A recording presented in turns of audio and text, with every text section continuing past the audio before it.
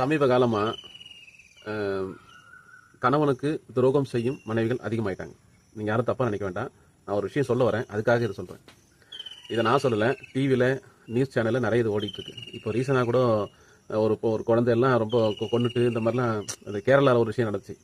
ஒரு சின்ன குழந்தைய கை காலை முறிச்சு அதுக்கு சிகரெட் சூடெல்லாம் வச்சு ஒரு 6 மாதம் அந்த குழந்தைய சித்திரவதை பண்ணி, இது யாரு பெத்த தாயே இதெல்லாம் பண்ணி கடைசியாக ஏதோ மாத்திரலாம் கொடுத்து கொல்ல பார்த்துருக்காங்க. ஹாஸ்பிட்டலில் அதை கண்டுபிடிச்சிட்டாங்க. எதுக்கு நான் இதெல்லாம் சொல்ல வரேன்னு வச்சுக்கோங்களேன். அதாவது புருஷன் பொண்டாட்டி அப்படிங்கிறது ஒரு சாதாரண புருஷன் பொண்டாட்டி அப்படிங்கிறதெல்லாம் இல்லை. அதையும் தாண்டி நிறைய விஷயம் இருக்குது. இப்போது எல்லா புருஷன்மாரும் எல்லா வீட்டுக்காரங்களும் வீட்டிலே இருக்கிறது இல்லை. 50% பேர் வந்து வெளியே வேலைக்கு போவாங்க.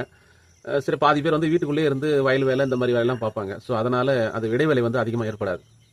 வெளியில் போகிறவங்க இருக்கும் பார்த்தீங்களா, நீங்கள் என்ன பண்ணணும், தயவுசெய்து வாரத்துக்கு ஒரு நாள் வீட்டில் வந்து மனைவியை அன்போடும் அக்கறையோடும் விசாரிக்கணும். இதெல்லாம் அவங்க சொல்லுவாங்களாம் அப்படி நீங்கள் எதிர்பார்க்கக்கூடாது. சொல்லாமல் செய்யணும்னு அவங்க எதிர்பார்ப்பாங்க. அது உங்களுக்கு தெரியாது. அவங்க எதெல்லாம் செய்ய நினைக்கிறாங்களோ அதெல்லாம் நீங்கள் செய்யணும். அவங்க மனசை நீங்கள் புரிஞ்சிக்கணும். அட்லீஸ்ட் வாரத்துக்கு ஒரு ஞாயிற்றுக்கிழமை அவங்க கூடவே இருக்கணும்.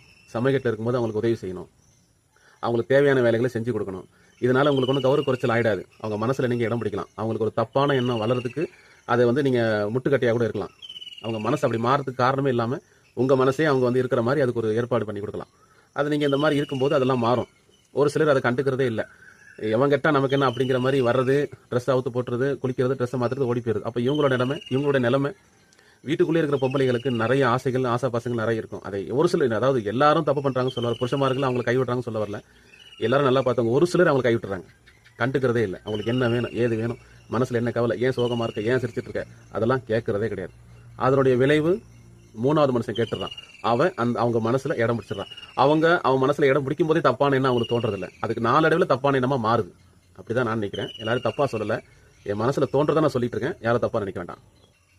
அந்த காலத்தில் ஒரு பழமொழி உண்டு, ஊசி இடம் கொடுக்காம நூல் நுழையாது. அதுக்கு இது ஒரு உதாரணம். அவன் ஏழையாக இருந்தாலும் பணக்காரனாக இருந்தாலும் எவ்வளோ பெரிய அதிகாரியாக இருந்தாலும் பிச்சைக்காரனாக இருந்தாலும் தான் பொண்டாட்டி தப்பு பண்ணுறா அப்படின்னு தெரிஞ்சா எப்பேற்பட்ட மனுஷன் கோவம் வராமல் இருக்காது. அந்த கோவம் வந்ததுக்கப்புறம் அவங்க செய்கிற வேலைகள்லாம் கொடூரமாக இருக்கும். தான் பெத்த பிள்ளையோட கொலை பண்ண தயங்க மாட்டாங்க. ஏன்னா அவ்வளோ வெறி வரும். துரோகம் அப்படிங்கிறத கண்டுட்டாலே வெறி வரும். அந்த துரோகம் நடந்ததுக்கு அப்புறம் அவங்களுக்கு எவ்வளோ வேலை செய்கிறாங்க. போலீஸ் ஸ்டேஷன் போவாங்க, கொலை பண்ணுவாங்க, கழுத்து இருப்பாங்க, வயிற்றுல கத்தி கொடுப்பாங்க, தீயை வச்சு கொளுத்துவாங்க, எண்ணெய் ஊற்றுவாங்க, எல்லாம் பண்ணுவாங்க. அந்த துரோகம் நடந்ததுக்கு அப்புறம் நீங்கள் அவ்வளோ கெட்டது பண்ணுறதை விட அந்த துரோகம் நடக்கிறதுக்கு முன்னாடி நல்லது பண்ணுங்க. யாருக்கு பண்றீங்க? நீங்க தொட்டு தாலி கட்டி உங்களுக்காக 10 மாசம் சுமந்து குழந்தை பெற்று கொடுத்தவங்க தானே நீங்க அதை நல்லது பண்றீங்க.